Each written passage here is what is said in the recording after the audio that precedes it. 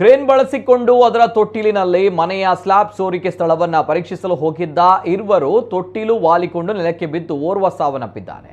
ಇನ್ನು ಕೆಲಸದಕ್ಕೆ ಗಂಭೀರ ಗಾಯಗೊಂಡಿರುವಂತಹ ಘಟನೆ ಈ ದುರ್ಘಟನೆ ನಡೆದಿರುವಂತದ್ದು ಉಡುಪಿ ನಗರದ ಕೋರ್ಟ್ ಹಿಂಭಾಗ ರಸ್ತೆಯ ಲೋಕೋಪಯೋಗಿ ಇಲಾಖೆ ಕಚೇರಿ ಸನಿಹ ಶನಿವಾರ ನಡೆದಿದೆ. ವಿಚಾರ ತಿಳಿತಾ ಇದ್ದಂತೆ ಸ್ಥಳಕ್ಕಾಗಮಿಸಿದ ಸಮಾಜ ಸೇವಕ ನಿತ್ಯಾನಂದ ಒಳಕಾಡು ಅವರು ಅಜ್ಜರಕಾಡು ಜಿಲ್ಲಾಸ್ಪತ್ರೆಗೆ ಗಾಯಾಳುಗಳನ್ನು ಸಾಗಿಸಿದ್ರು. ಆದರೆ ಅದಾಗಲೇ ಫ್ರಾನ್ಸಿಸ್ ಪಟೋರ್ಡೋ 65 ವರ್ಷ ಅವರು ಸಾವನ್ನಪ್ಪಿದ್ದಾರೆ. ಮೃತರು ಮನೆ ಮಾಲಕರ ಸಹೋದರ ಎಂದು ತಿಳಿದು ಬಂದಿದೆ.